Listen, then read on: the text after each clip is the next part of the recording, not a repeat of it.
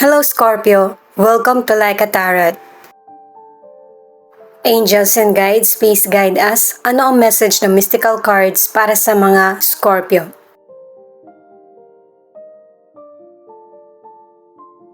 Family. Natural na sa pamilya yung pagkakaroon ng hindi pagkakaunawaan at ang pagkakaiba ng paniniwala at personalidad. Love.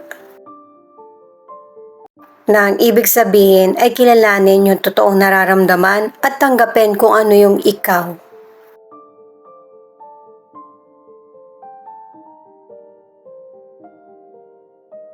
Willpower. Na ang ibig sabihin ay lakasan mo yung loob mo para mailayo ka sa mga hadlang.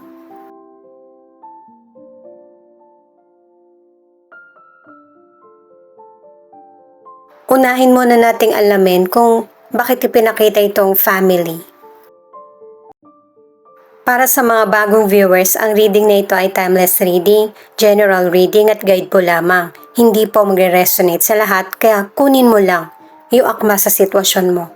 At kung kailan mo napanood ang reading na ito, yon ang start ng 1 week reading para sa'yo. Ikaw na bahala magpalit kung si person mo ito o ikaw. Angels and guides, please guide us. Bakit ipinakita itong tatlong mystical cards?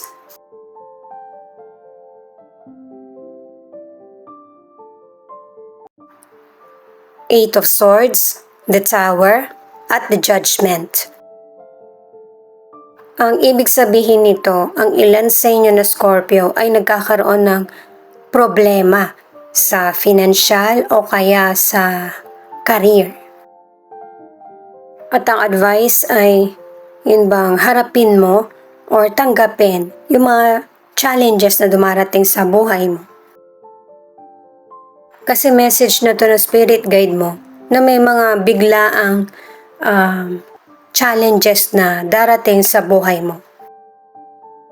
Sa career, kahit na merong challenges, huwag mong gawing dahilan yung mga hadlang para hindi ka makahanap ng tamang solusyon. At ang advice ng cards ay magkaroon ng tamang judgment at saka huwag personalin yung mga nangyayaring hindi maganda sa career. Ang ilan sa inyo na nasa relationship, kung nagkakalabuan kayo ng person mo, huwag mong hayaan na maging violente kayo sa isa't isa para maaayos mo pa rin yung relasyon nyo sa paraan ng paikipag-usap. Ang ilan naman na nasa relationship, kung unhappy ka na sa relasyon nyo, kailangan masabi mo to sa person mo para magawa niya ng paraan. Pero pag walang pag-aksyon, ibig sabihin mas maigi pa na single ka na lang. Para naman sa mga single, ang advice ng mga cards, ayusin mo muna yung sarili mo at maging sigurado sa totoong feelings. Itong love naman ang hanapin natin na card. Kasi ang ilang single, may mga bagay na mas nag-i-enjoy ka kaysa sa relasyon. Pero ang ilang single, nakakasalamuha mo na yung potential person eh. At saka meron na rin siyang feelings sa'yo. Hindi pa nga lang niya sinasabi. Hindi naman sa ayaw sabihin ng person pero gusto niya makasigurado kung totoo ba yung feelings niya o natutuwa lang siya sa iyo. Lalo na't magkaibigan na kayo ng person.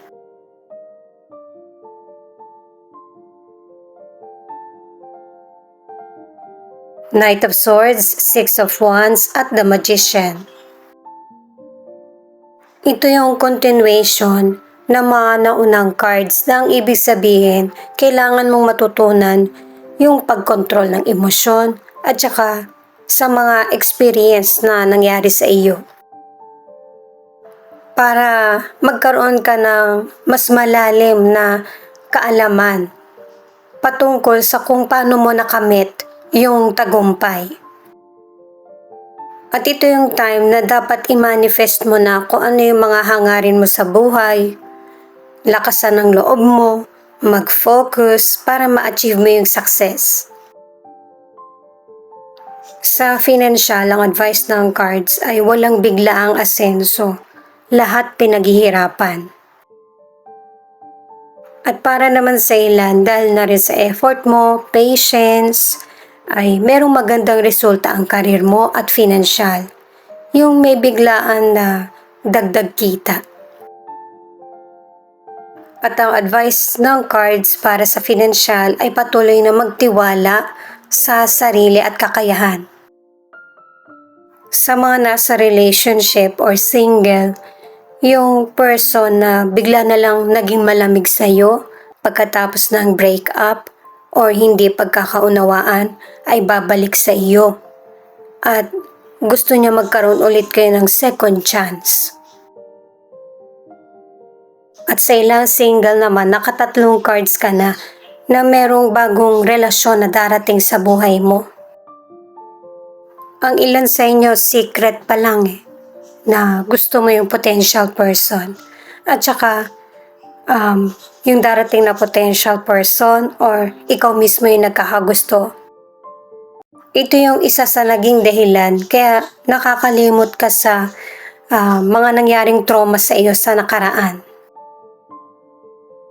At saka itong tatlong cards na ito ang nagsasabi para sa long-term at happy na relasyon.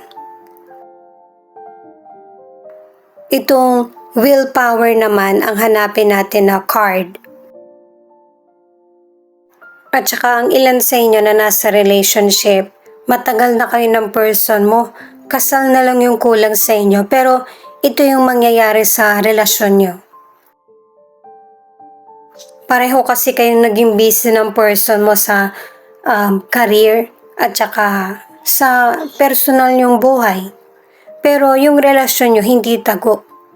Pabor kahit yung both side ng family. The Fool in reverse, 2 of Cups at 10 of Swords. Ito guys ay kung titignan mo past, present, future. Kung hindi pa ito nangyayari, maging warning na ito sa iyo.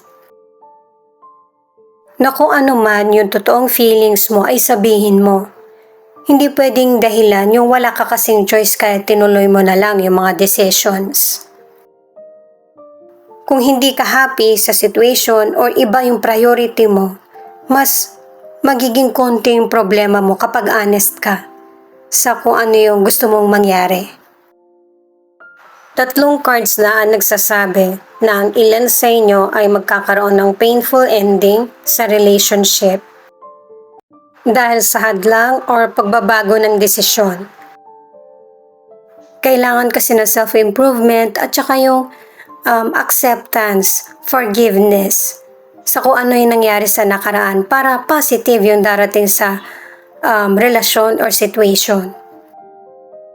Sa health, ang ilan sa inyo pinag-iingat ka ng mga cards sa mga outdoor na activity, sa aksidente. At saka ang ilan sa inyo, dalawang cards na yung nagsasabi na kung may problem ka sa health, kailangan magpatingin sa doktor at saka magkaroon ng sapat na pahinga para unti-unti magkakaroon ng healing. Sa mga single or nasa relationship, kailangan pinaghahandaan yung pagkakaroon ng long-term na relasyon or family. Ang ilan sa inyo, single ka man or nasa relationship ay hindi ganun katagal ang relasyon dahil ang ilan sa inyo ay mafo-focus ka sa responsibilidad. May mga Scorpio na magiging single parent. Ang ilang single naman, tumitingin ka sa malayo pero yung person nasa malapit kaya may chances na yung person na makakarelasyon mo hindi rin kayo magtatagal. Kasi iba yung nakatadhana sa iyo. At ang ilan naman na nasa relationship, nakadalawang cards ka na maayos yung problema nyo ng person mo sa pakikipag-usap. Itong Ace of Wands naman, nakatatlong cards ka na para maging successful ka, kailangan ng pagpaplano. Plano para sa career, financial, sa love life, para magiging maayos ang lahat at mabibigyan mo ng tamang solusyon.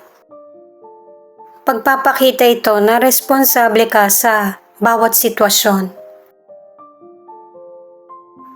Itong Four of Swords naman, nakadalawang cards ka na yung bang magbigay ka ng maraming oras para sa pagpaplano lalo na sa future mo.